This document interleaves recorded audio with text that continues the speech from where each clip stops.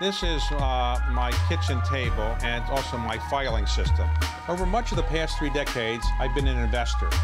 The highest calling of mankind, I've often thought, was private equity. And then I started interviewing. Well, I watch your interviews, so I know how to do some interviewing. I've learned in doing my interviews how leaders make it to the top. I asked him how much he wanted. He said $250. I said fine. I didn't negotiate with him, and I did no due diligence. I have something I'd like to say, and how they stay there. How does it feel to get up in the morning and know that 330 million Americans want to know the state of your health that day? I'm a graduate of Duke University. I got a scholarship to go there, but not a basketball scholarship, I assure you. But I really would like to own an NBA team. I've never actually had the chance to do so, but Mark Cuban is somebody that did that at an early age. As a young man, he bought an NBA basketball team, and he won a national championship with it. And because of that, I've always admired his sports prowess, his knowledge, and his business acumen. My children always told me, Dad, you've done okay, but Mark Cuban's a lot better. Mark, let me ask you this. You have, at an early age, made some money. And then you made an enormous amount of money when you sold broadcast.com to Yahoo, made over $1 billion. And then you bought a basketball team. Then you have a Shark Tank series that's very successful, won Emmy Award. You're well regarded by entrepreneurs all over the world. Presidents of the United States call you for advice. What is wrong with this life? I mean, there's something about your life that isn't perfect. I have kids. I have a 16-year-old daughter and a 14-year-old daughter. That's all any parent needs to hear. It doesn't matter what you have or what you don't have.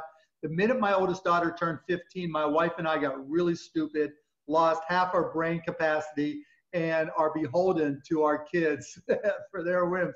It's, being a parent is a challenge, and it's very humbling, as everybody knows. Well, I have 3 children as well, and I agree. So you grew up in Pittsburgh, but not from a wealthy family. Is that right? No, my dad did upholstery on cars. My mom did odd jobs. You went to University of Pittsburgh? I was always into business, just how I've been since as long as I can remember. And my high school wouldn't let me take business classes. And so as a sophomore, junior, there were only senior level economics classes. And so just to spite them, I started taking classes at night my junior year, and then dropped out of high school for my senior year and went to the University of Pittsburgh and took classes there. But then you went to Indiana University. Why did you go to Indiana?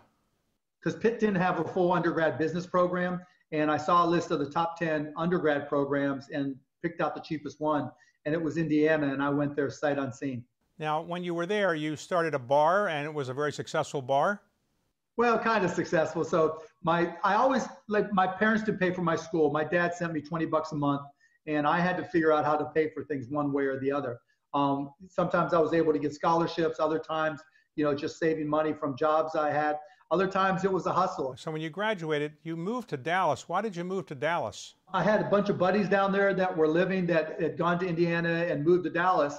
And I was talking to my buddy Greg Shipper on the phone, and he's like, Mark, the weather's great. The women are beautiful. The economy's good. I'm like, wait, back up. I'm coming. But you ultimately started a kind of a technology consulting firm. Is that what it was? Well, what happened was when I first got there and I was sleeping in what we called it the Hill Hotel with my 5 roommates, I got a job at night working as a bartender / barback. And then during the day, I applied for jobs and finally got a job selling software at this company called Your Business Software, which I did for 9 months until I got fired. And so I started my own company, Micro Solutions, which at the time was, when we started, was just a PC consulting company. And you ultimately sold that for a couple $1 million or so? Well, I sold it 7 years later for $6 million, of which $1 million went to all the employees, $2 million went to a partner that I brought in, and $2 million came to me, and then some taxes. All right, so you got $2 million, which is a king's ransom in those days for somebody your age, right? Yeah, I was, 29. Well, actually, by the time it closed, I was 30. And so I just thought I was the luckiest guy and the richest guy in the world. This was 1989. In my mind, I was just going to take time off. My driving force was I wanted to retire by the time I was 35 because, one thing that my dad had always really, taught me and really emphasized to me is the one asset you can never own or get back is time. And so, enjoy the time while you're young, take advantage of it. His job was backbreaking. He lost an eye in an accident at work. he did upholstery and a staple broke and destroyed his right eye. And so, and he would take me to work sometimes and make me sweep the floor because he wanted me to see the type of work he did not want me to do. And so when my goal was to retire so I can just enjoy my life. And so we sold Micro Solutions, and I literally retired, bought a lifetime pass on American Airlines, just traveled the world and partied like a rock star, for the next few years. So after you retired at the age of 30 or so, you ultimately came up with an idea, which was to listen to Indiana University basketball games on, I guess, a kind of streaming process. Is that right? By the time I sold Micro Solutions, I was really tech heavy. I mean, we were one of the largest systems integrators. I taught myself to program. We did local and wide area networks. So I got to understand networking and technology really well. I made a lot of money actually afterwards just trading technology stocks, because back then it was so much easier. I'd call up Rick Sherlin, who at Goldman Sachs, or, Lee Ainsley before he was even at Maverick Capital. And we would just swap ideas. And I knew more about all the details of tech and what worked and what didn't work and what companies were doing well, and ended up making tens of millions of dollars doing that.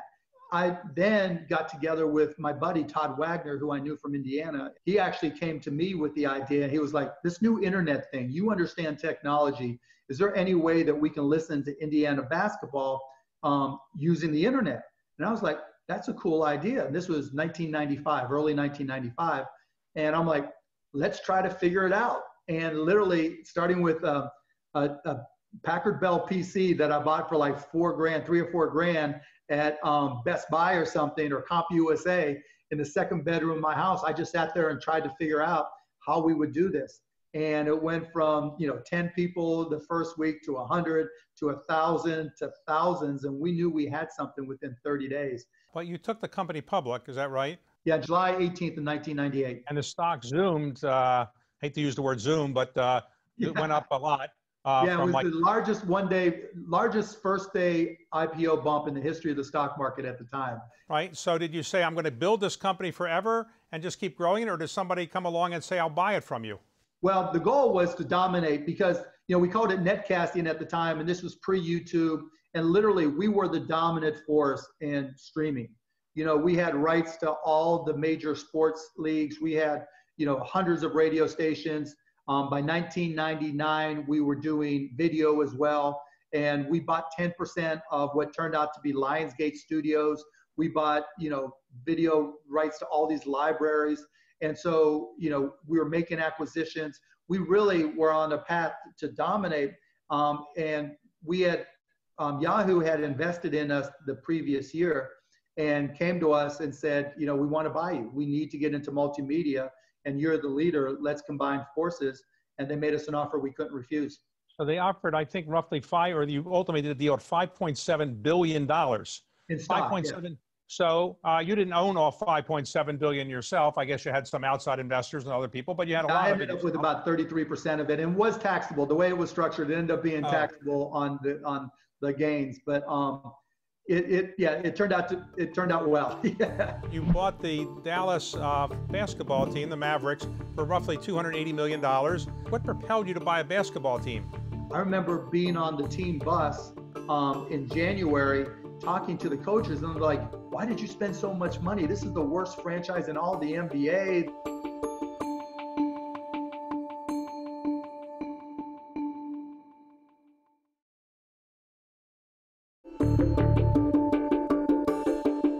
Here's the question I've always had. Why is it that you had the foresight, or how did you have the foresight to sell the Yahoo stock at a time when the markets were going up? People thought Yahoo would be going up forever. You sold your Yahoo stock and cashed out before Yahoo went down by 90%.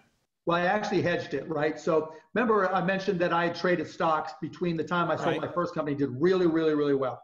And I watched complete industries just skyrocket and then collapse. There were companies, when Dell Computer went public, there were 10 other PC companies that crashed and burned. I'd seen it multiple times, and I made money going up and I made money shorting them on the way down. And so I was very clear to Goldman Sachs at the time that I wanted to do a hedge. And so the first thing I did, because I had a 6-month moratorium where I couldn't do anything. And so I took literally almost every penny I had, 20-some million dollars, and bought puts on an index, an internet index. And I lost all my money on that hedge, literally just all gone, which was good because that got me to the point where Yahoo was still a high flyer. And I sold covered calls and bought puts over the next 3 years. And that hedge saved me and actually made me money. But you lost the first 20 million? Yep. What did your wife say? Oh, no, I wasn't married at the time. And it was, but it was timed out right. So I got through the 6 months, even though I lost the money on that hedge, I already knew approximately, based off of where the Yahoo stock was, how I'd be able to, and what the volatility levels were, how I was going to be able to sell calls on my Yahoo stock and use that money to buy puts on the Yahoo stock. And when the stock collapsed, my puts were worth a fortune. You bought the Dallas basketball team, the Mavericks, for roughly $280 million, which at the time was thought to be a lot of money. Today, it's a fraction of what it's worth. What propelled you to buy a basketball team?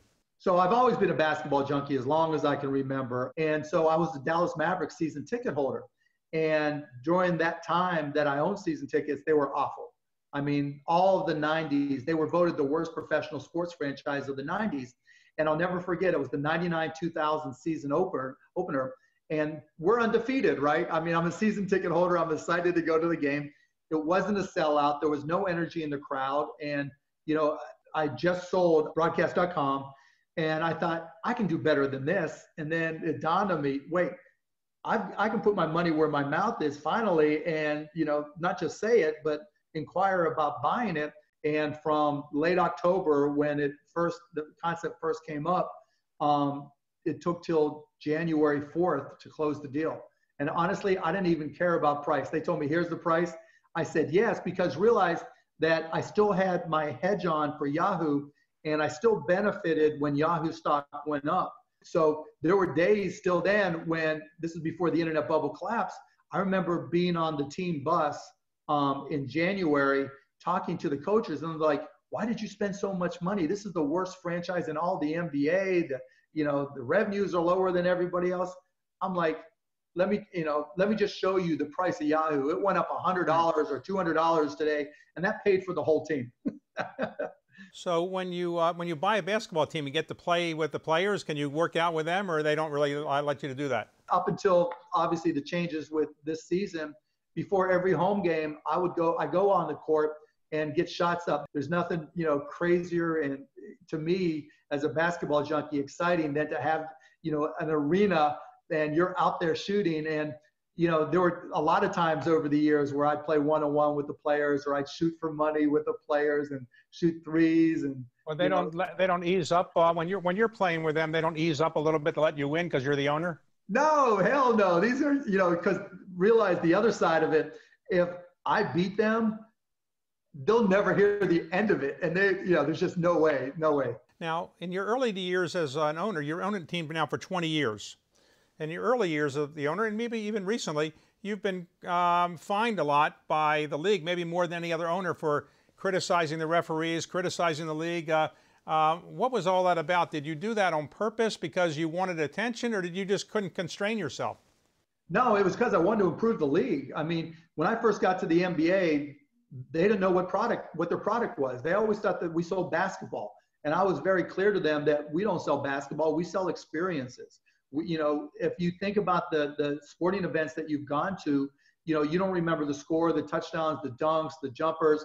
You remember who you were with. The first time a parent took you, the first time you went with, your friends, or, the time you had your buddy's bachelor party, or the first date there. The NBA didn't realize that's what we sold. And so, it took a lot of, aggression, I guess, from both sides, a lot of going back and forth with then Commissioner David Stern, but to his credit, while he had to fine me, privately, he would agree with me on a lot of those things, and so to me, I was just being a good partner, even though a lot of my partners didn't really appreciate it. Well, in the early days, you were a very young owner. Now you've been an owner for 20 years. You may be one of the more experienced owners. Do you get people now listening to you more than they did 20 years ago? Yeah, they're used to me. Like you said, I'm one of the longer term owners. And so, I'll still raise hell and speak up, but now they're kind of used to me, and they've changed a lot. A lot of things have changed, whether how we approach officiating to how we market our games to what we do for broadcasts. There's just so much that has changed over the 20 years for the better.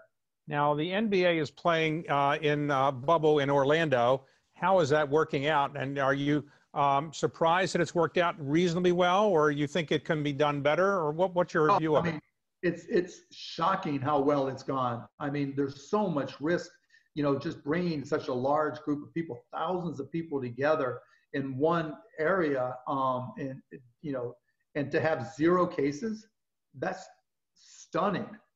I mean, literally, we were concerned about what might happen, because primarily you're talking about a population of 20-somethings.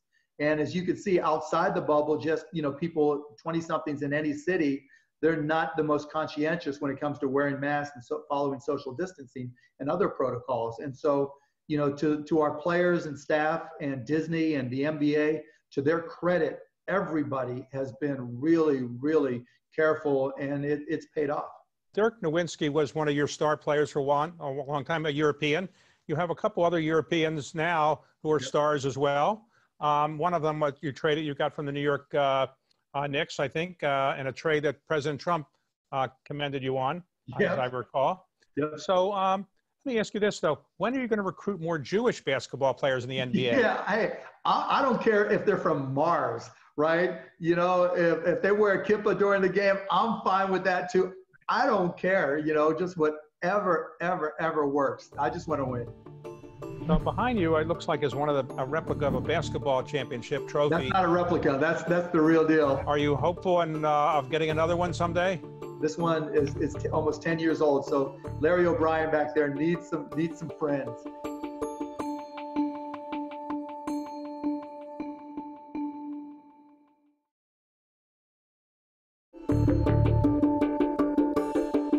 You have a very much of an everyman image where you're like an average Joe, you're a basketball fan and so forth. But the truth is, you have a lot of technology background, a lot of sophisticated financial background. So you haven't kind of portrayed that the way, Bill Gates is seen as a technology guy and maybe Jeff Bezos is, but you have a lot of technology knowledge, which you don't kind of advertise as much, but clearly you know the technology work pretty well. I put in the time, right? When I worked at Your Business Software before I got fired, it became very clear to me that when it came to technology, there were two types of people. There were the people who created the technology, and then there was everybody else. And I was tied with everybody else in terms of knowledge of any new technology that came out. And if I put in the time and put in the effort to learn about that technology, no matter what it was, I was going to move ahead of the 99%, maybe never catch the person or the people who created the tech, but I'd be ahead of everybody else. And that's always been my mantra. And I try to stick to that today. So as you are talking to us today, you have many different businesses, but you have a big investment business, and you've said publicly that you're a gigantic investor in Amazon and Netflix and other companies. And do you just have advisors that help advise you on these, or you just make your own decisions? Pretty much make my own decisions. Yeah, I mean, I used to trade, as I mentioned, I used to trade a lot. I used to be very, very active as a trader. And, back in the 90s and early 2000s, there was a lot less money chasing more stocks. And now there's a lot more money chasing fewer stocks. So it's harder to trade and be successful. So I just stick to the companies I believe in. I've owned Netflix since it was 50, and Amazon I was buying between 500 and 700, and actually bought some more in the high thousands, just under 2,000. And I've got some scattered things, beyond that I've owned over the years that I've held on to. But I no longer trade. That Fed put is strong. That Fed inflation of financial assets kind of gives us a tailwind. Now, COVID, you have said, has changed the world in terms of opportunities. It's obviously hurt people, but it's obviously helped people who are entrepreneurial. So you've said this is a good time to actually figure out new businesses, new areas of business. Is that a fair statement? Yeah, it's so unfortunate, but it's true. I mean, we've heard Warren Buffett say, buy when there's blood in the streets. And it's almost analogous here. So many small businesses are closing. So many, retail stores are closing. Malls are going bankrupt. Companies that are unable to transition to selling digitally or really taking a full advantage of e-commerce are struggling. Big companies aren't sure about how to protect their legacy businesses. That type of uncertainty creates a lot of opportunity. And combine that with people becoming far more comfortable with purchasing online and living a digital lifestyle, I think there's a lot of unique opportunities that are available to people who are creative, who have a vision for the future. I think, 10, 15, 20 years, we'll look back and there'll be 10, 20, 30 world-class companies that were created by people who we probably are thinking are crazy right about now.